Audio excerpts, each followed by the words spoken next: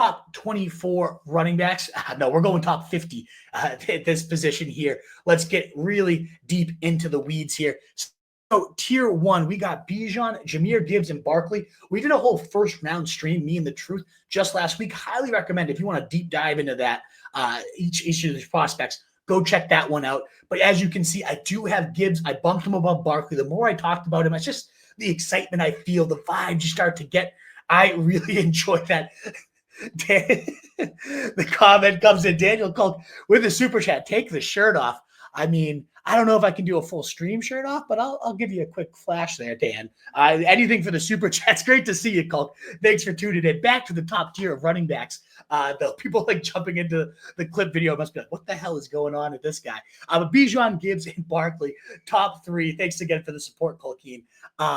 I think that is a very clear, though. Jamar Chase, those 3, that's your top 4, and then you kind of figure it out from there in fantasy. If you want to go Barkley because you feel a little bit safer about his workload, as you should. Jahmyr Gibbs is contending with David Montgomery. I understand a little bit safer there. But, man, like there's already reports that Gibbs is running ahead of David Montgomery, whereas last year in camp, it was always Montgomery through first. And the first-team offense comes out. We saw it all season. The first drive was always David Montgomery. Until David Montgomery got hurt, and Jahmyr Gibbs through his career has averaged over 30 fantasy points per game without David Montgomery in. Even when Montgomery returned for the playoffs, we had a 35-point game against the Commanders. I just think it's one of those things, new coordinator comes in. He's been with the team, of course, John Morton, but he's talked about wanting this offense to take it to an even higher, more explosive level, prioritizing the big play. So J-Mo getting a little bit of a bump up through that. And then Gibbs, and I do buy that they're – how do you put this genie back in the bottle? And so to me, plus you got all those concerns with Barkley in terms of the curse of the 400 touches, the curse of the 2,000-yard rusher, all of that good stuff, rather negative stuff. You just don't have those red flags with Gibbs. So Barkley sure seems like the higher floor player, but you got an age 29 season with a huge workload, a little sketchy. And of course, Bijan at the top, I should just mention, I absolutely love Bijan Robinson. And from after the first 6 weeks, a little sketchy, the offense finding its groove. He had 20 or more points in 10 of the final 12 games of the season. Was the best running back through that span, averaging well over 20 fantasy points per game. He's just so rock solid. He's talked about adding more explosives. I could talk about Bijan all day. Just the safer, the bet on volume. There's no warts and only ceiling to potentially be added there. And so that's where I do differ a little bit from the ECR. You can see -2 ECR on Barkley. And then we get to a big tier 2, all guys that I consider running back ones, round 1 worthy potential. But of course, and I've said this in the draft guide, I think there's 17 potential round 1 guys. And even like you can add Bucky Irving to that mix, Josh Jacobs now with all his backups getting dinged up. I wouldn't bat an eye that these guys rank just as high there. And so I've got Derrick Henry at 4. I did have Devon Achane right there at 5 before, but he's fallen. We'll talk about him in a second. But I go Henry 4, Genty 5, Jonathan Taylor 6, Chase Brown 7, a little bit above the ECR there, +4 on him. Devon Achane at 8. And then you got Bucky Irving, Josh Jacobs, and as you can see, number 11, Christian McCaffrey, the Tin Man. We'll get to him when we get there, but as you can see, -7 ECR on him. Definitely lower on McCaffrey. Let's just get that out of the way, huh? The elephant in the room, because it's a bad coach-player fit with me and him. I've had him 2 years in fantasy. Last year, I went all in. My auction, spent every dollar to get him. My redraft leagues, I traded up to get to the first. The guy is an absolute cheat code when he's out there. He'll be the number 1 running back, the number 1 player in fantasy, should he stay healthy. But every single time I have owned this guy, last year and then 2 seasons ago, 3 seasons ago. 2 seasons ago was when he went nuts, not on my team, of course. Every time I've had him, he misses at least half the year. In fact, it's a good likelihood that he's going to. 3 out of the last 5 seasons, he's missed at least 10 games, which is just a huge astronomical risk. But the reward is the best player in fantasy. There's really no middle ground. It's either he loses your season, he wins your season. He does have the every time he just loses me every season because either I have him and he stinks, or I face him in the fantasy semis and he goes off for like 30 and just buries me. I can't get him right. He hates me, apparently. I'll just never have him on my team again. And do with that what you will. So that means he probably will have a 2,200-yard, 20-touchdown season because I'm not touching him. If you want to put him at running back 4, if you want to put him at running back 1, like I can't really argue with you in terms of what his upside is when he's out there. My only case is He doesn't play for me. Whenever I have him, he will not be out there. And so I have him at 11. He's not going to be on any of my teams. He's probably going to blow up. So make sure you draft him. But I will not be taking Christian McCaffrey anywhere. Derrick Henry, meanwhile, we talked about the passing and the quarterback rankings. We talked about how Lamar, again, right around 50% red zone touchdown conversion rate, which is unheard of efficiency. What if he does take a step back and they ultimately end up handing the ball off to the ultimate goal line hammer and Derrick Henry? I mean, he had 18 touchdowns last year. Nobody should bat an eye if he gets to 25. Scott Barrett made the argument he might get to over 30 and break the record there for LaDainian Tomlinson. So I'm all in on Derrick Henry, even if he's older. This is the workout routine. It's nuts. Ashton Genty, rookie phenom, one of the best prospects to come in. The line is a little concerning, but I think that we saw a little bit more juice in that San Fran game. They were opening up a bit more lanes. I have no real concerns over him. If you want to go Genty over Henry, be my guest because you prefer the younger guy. I think Taylor, I've seen a few people call him this year Saquon Barkley. I don't think he's got that line, but as a round two back that suddenly just walks into like 15, 20 touchdowns, I could see that with Taylor. He had over 100 fantasy points in just the last 3 weeks of the season in your fantasy playoffs.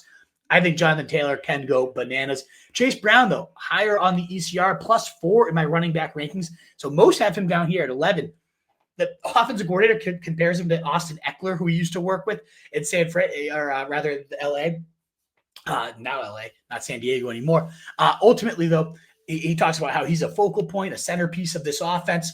And that's what we saw last year. I mean, running back touch, I have a tweet out there. I forget the exact number, but it was like when Chase Brown, it was week 9 on, he became that starter. And I believe he had like 200 carries and opportunities, and other running backs had 10. Like it was one of those things where he played on over 80% of the snaps, saw well over 80% of the touches. And I mean, they only got rid of Zach Moss. They brought in P. Ryan, who, he'll probably eat some of those pass blocking third down, but we don't really need Chase Brown in there. Anyways, they did draft Towers Brooks, who I like as a handcuff. But to me, I see a 3-down back with big playability and an offense that is going to score at the highest rate in the league.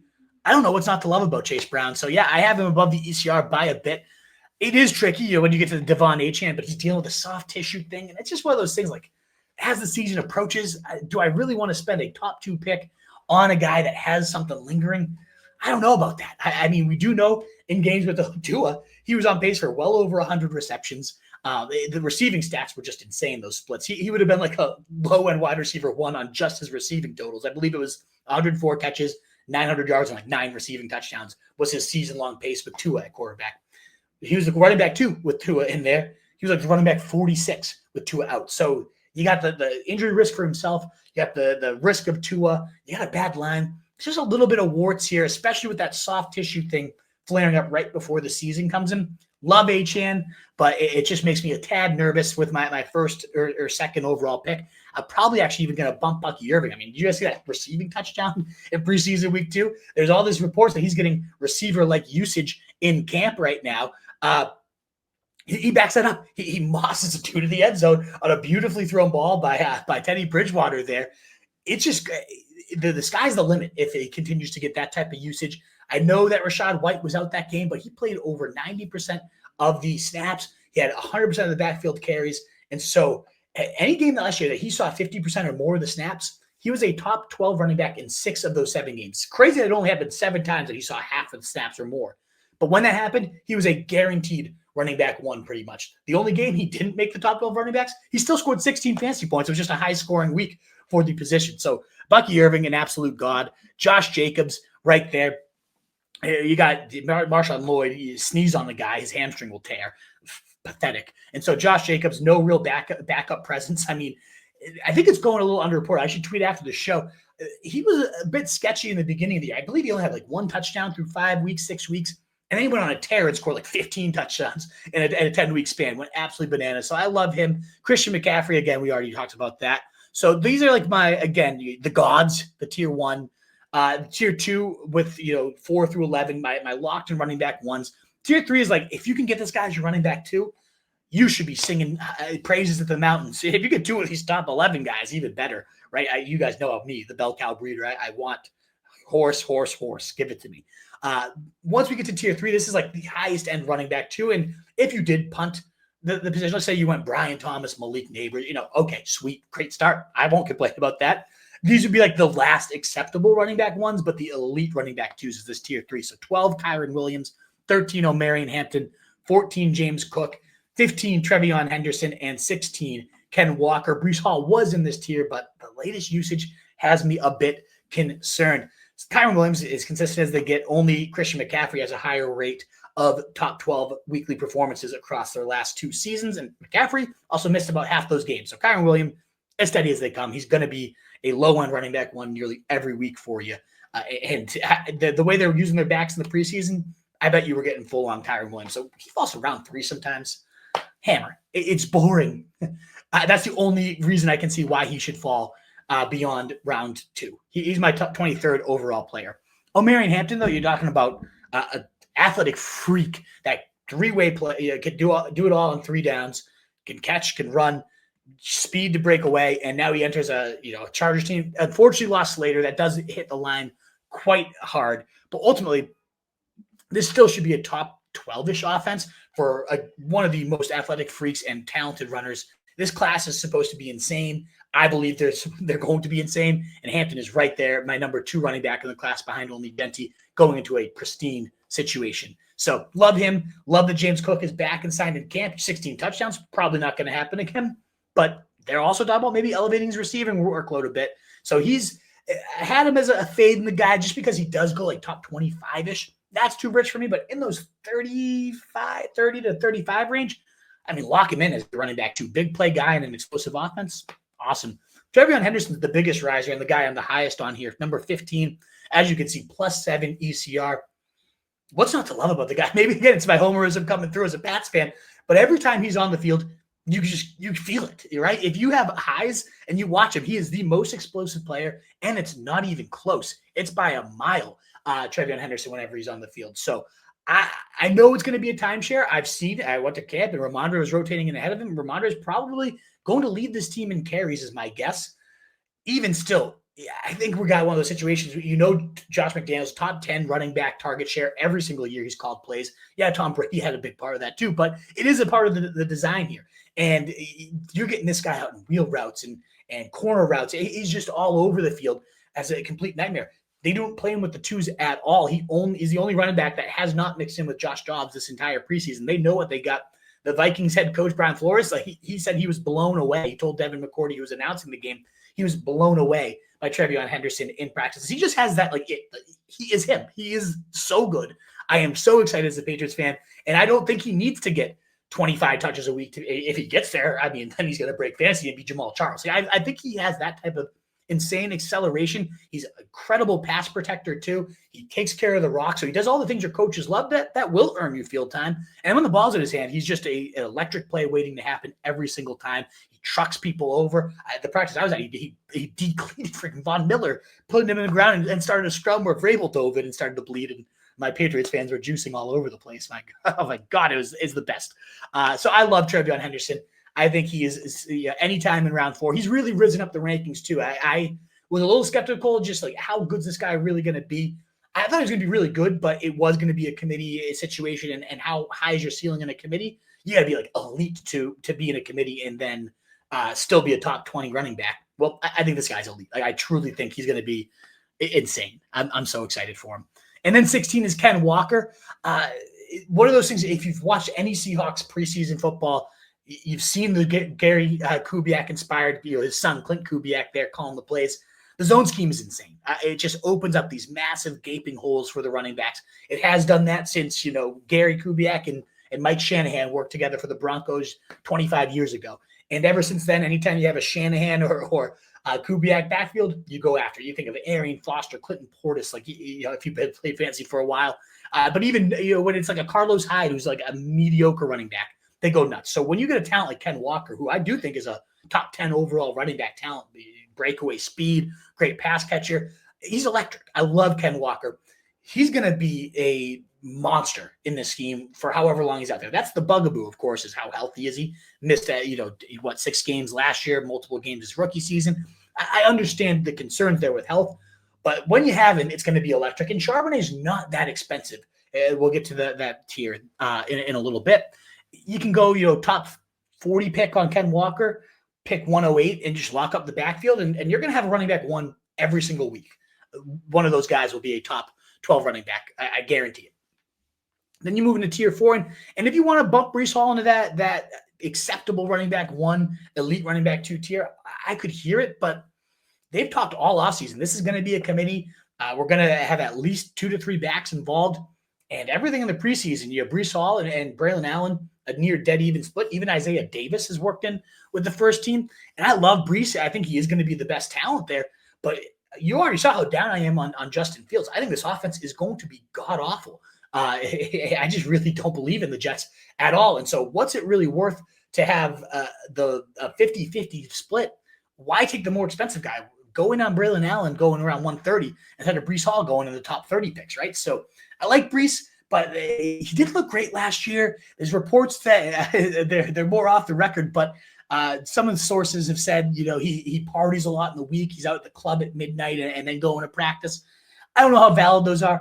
Either way, though, if this guy was the focal point of the backfield, yeah, I'd take another stab at Breece Hall early round 3 for a guy that was going top 5 the year before. Sure, okay, I can be into that, but in a 50-50 split, no thanks. Alvin Kamara, bell cow, old and crusty, it would seem, but continues to get it done. I do worry a little bit. He had a career year in efficiency rushing-wise because of that Kubiak scheme. Now that he's out of that, I like Kellen Moore. He was there with the Eagles with Barkley doing his thing, so I think there will be some interesting usage there for Kamara. I think he still will be the bell cow. I think we see a big drop-off in the yards per carry, though, the yards per touch. It worries me just a bit. And then you got James Conner, or rather RJ Harvey. RJ Steve Harvey, you can see +4 in my rankings, ECR.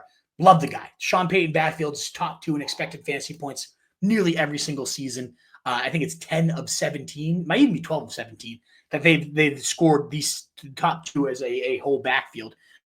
Even last year with absolute bums, they were top 5 in target percentage to running backs. That's what I just love about them. They loves does Sean Payton to pepper his running backs in the receiving game, and that ultimately ends up with a ton of expected and actually produced fantasy points as well. So RJ Harvey looking very explosive this preseason, had a nice 8-yard touchdown run last week. I do think it will be a timeshare with him and Dobbins. I think Dobbins is a nice value too, but ultimately Dobbins has his own injury history, and I want the more explosive player.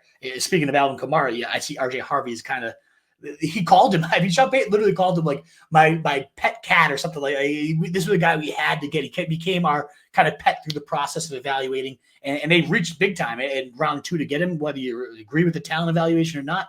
They clearly love him. I'd like Sean Payton. I trust his evaluations, so I'm all in on RJ Harvey. I think between him and Henderson that go like late 5th, those are going to be like the 2 running back league winners, in my opinion. Get those rookies for sure. Connor, though, if you want safety, go Connor instead, because you're going to get top 10 running back production per game. The question is, he had his healthiest year last year. Does that stay? Maybe. Maybe he does at his late career just stay healthier than he ever did.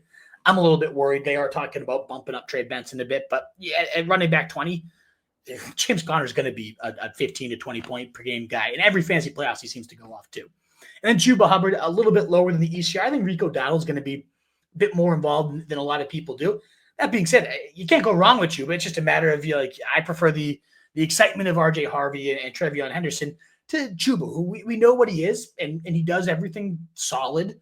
He's going to score solid fantasy points, and he does have a big weekly ceiling, but I think Dowdle's going to kind of cap that ceiling. That ceiling was really baked in the fact that he was, in terms of touches per game, snaps per game, he was right there in like the 70 to 80% backfield share.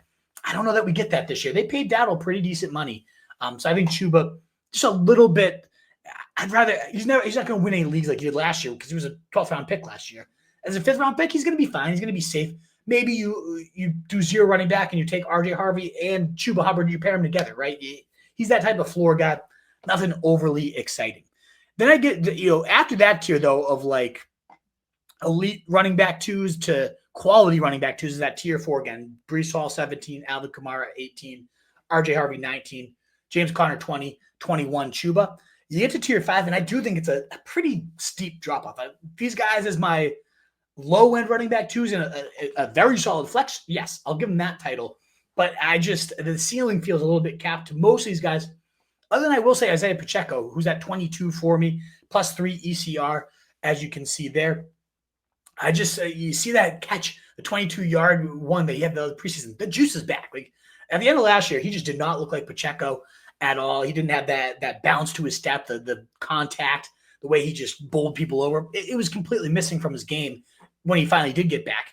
He looks fully healthy. All the talks are that they've really elevated his receiving role. I mean, he was going around late second last year. I took him late second in my college league because he was looking like a true 3-down back that we haven't had for Andy Reid in quite some time.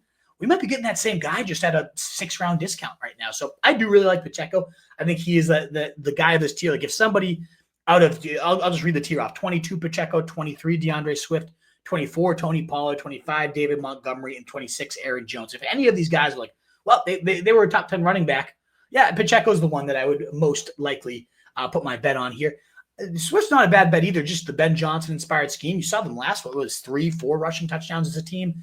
The line looks great, getting great movement. DeAndre Swift has played with Ben Johnson. That's a great, that was his highest yards per touch season was under Ben Johnson. And they just made no moves. They drafted Kyle Monunga as a fine sleeper. And I'm intrigued a little bit by, but they've got really no one else. Roschon Johnson, I mean, I don't think the coach has said a word about him. So DeAndre Swift is looking like a potential 3-down back in a Ben Johnson offense on a Bears team that looks like it's going to take a massive step forward this year. So I do like DeAndre Swift. It's just a matter of can he stay healthy. But he's I guess I shouldn't just say Pacheco's the only one I could be like, oh, wow, top 10 season. I'm not surprised at all. If Swift, who we've seen some glimpses from throughout his career, if this is his best opportunity to do a top 10, truly season. So I actually do like Swift here. Pollard is a very safe, running back 2 flex type of guy. This tier actually really isn't that bad. Like if these are your running back 2s, okay. I think there's a little bit more like 20 point per week type of juice with the other tier. But these guys really aren't bad. Pollard, especially with Spears going down, he already was playing nearly every snap, but then Spears gets hurt. And now you got Cam Ward potentially elevating this offense. Solid. David Montgomery, you know what you're getting. I do think that part of why you see Gibbs at 3 and Montgomery a little bit lower than I probably normally have him ranked is I do think we start to get closer to 60-40, and Montgomery becomes a bit more of that. If he doesn't score a touchdown, he probably didn't do much for your lineup type of guy. That being said, I think far more weeks than not, he's going to score you a touchdown, and sometimes two. He's a bulldozer, very talented, and he does have that upside. Like if something happens to Gibbs, we always think about, oh, when Gibbs doesn't have Montgomery, he goes nuts. Yeah, I know Montgomery's not going to do what Gibbs does, but he would be a 25-plus point a week guy. So he's got some real good contingency upside, like the ultimate handcuff with benefits. David Montgomery right there. And 26, Aaron Jones, coming off a career high, I think, in touches. Looked really solid. You do have now, though, Jordan Mason, a potential goal line vulture. He might, I think Jones probably gets a bump down here into tier 6, which is like, yeah, it could be your flex. These are guys I'd much rather have on my bench and see what happens type of situation, though. Jaylen Warren, the efficiency since he's joined the league is insane. Last year was definitely a down year. He was playing through a lot of injuries. But the other 2 seasons, he was always consistently top 3 in yards after contact per attempt and in juke rate and all those metrics that talk about what does a back do when he finally touches the ball. He just wasn't getting the rock much. Well, Caleb Johnson, he's playing deep into the third quarter, playing behind Kenny Gainwell in the preseason. I know that's not going to be the case in the regular season, but it's a concern. People act like I tweet it, and people will go bananas saying, you are an idiot. Caleb Johnson's the truth. Maybe he is, but he shouldn't be playing against insurance agents in the third quarter if he's the truth. If the team wouldn't be putting him out there if they were like, this is our future. And so Jaylen Warren, I think he's going to get the first crack at this. He should be ranked ahead of Caleb Johnson, in my opinion. But he goes like a round or 2 later. So I think Warren's a great value. I think Charbonnet, we talked about loving the Kubiak zone scheme. We talked about Ken Walker having an injury concern. Well, there you go. Charbonnet, anytime he's going to be the running back 1. He averaged 19.5 fantasy points per game as a starter last year when Ken Walker was out. That'd be the number 2 running back last year in points per game. And I think the scheme's even better. So I love Charbonnet. You can see plus 10, his ADP. He got a big bump up. He had 9 carries, 45 yards, and a touchdown in preseason week 2. You'll love to see it. Brian Robinson, I don't know what to do with this guy because now he's apparently getting shopped around. Ja'Cory Cross getting married? Let's go, JCM. Little Bill, I'm all about Ja'Cory Cross getting married. It's this year's Bucky Irving. That tweet's already on the timeline. So, yeah, I'm not that high on Brian Robinson. That being said, in training camp, he was clearly rotating in as the first guy. If he is the main guy, you got easy 12 touchdown upside.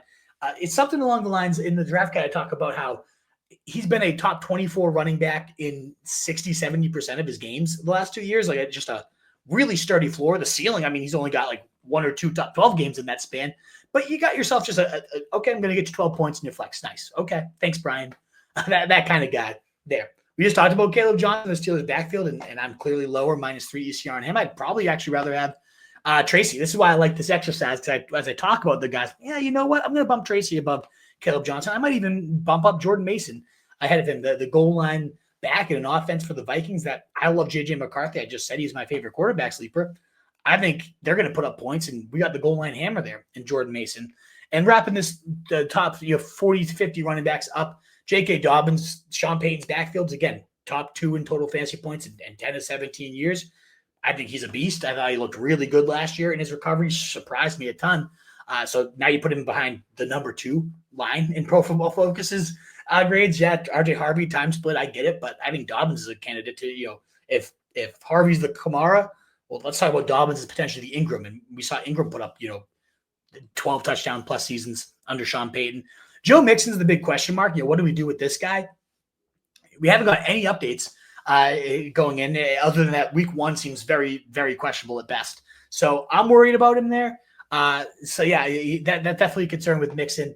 Probably a guy I'm not touching right now until I get a firmer update. Maybe other people will capitalize on the value and as he falls. Once he gets to the hundreds, of course, it's Joe Mixon. This guy was putting up 20 points regularly for the Texans last year. In terms of spike weeks, 20-plus points for running backs, I believe he was number 2 or 3 in his percentage of those types of games. So, yeah, Joe Mixon definitely has a ton of upside should he get healthy. I just really worry about what's going on there. And we'll wrap up the top. We're going to go top 36 running backs and top 36 wide receivers. I'm looking at the time, just there's no way. So all these rankings, though, are free, again, at rotostreetjournal.com. You can check them all out. So wrapping up the list is Quinshon Judkins, who got that news that he will not have any charges filed against him. And ultimately, he has not yet signed with the team, so there is some risk here.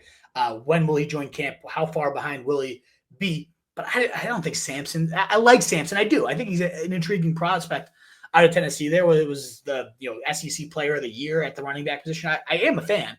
But Judkins is a whole different level. We're talking about a 225-pound beast that ran a 4.37, 40, something crazy like that. His RAS score was in first 99th percentile by it was insane. The guy is a side speed terror. Apparently was just tearing up OTAs before all this unfortunate stuff happened. But with the legal situation now cleared, the runway is there for him to join the team. Let's say you're drafting on Saturday. If he's still out with the team, okay, sure. Don't take Judkins. But as of right now, he's still falling the 110s, 120s in best ball, and I'm just going to scoop him and see what happens there.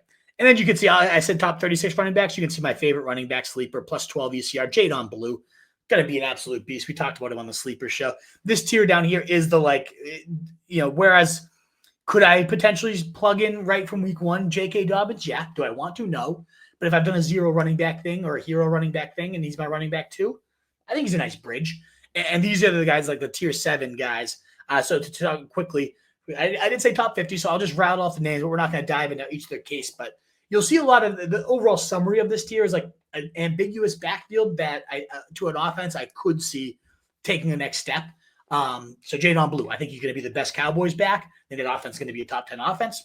The math's pretty simple. The guy's got breakaway speed. Love Jadon Blue. That backfield is so underwhelming behind him. I think he's really going to thrive. I love Cam Scatterbo as a process. 37, Cam Scatterbo. 38, Travis Etienne.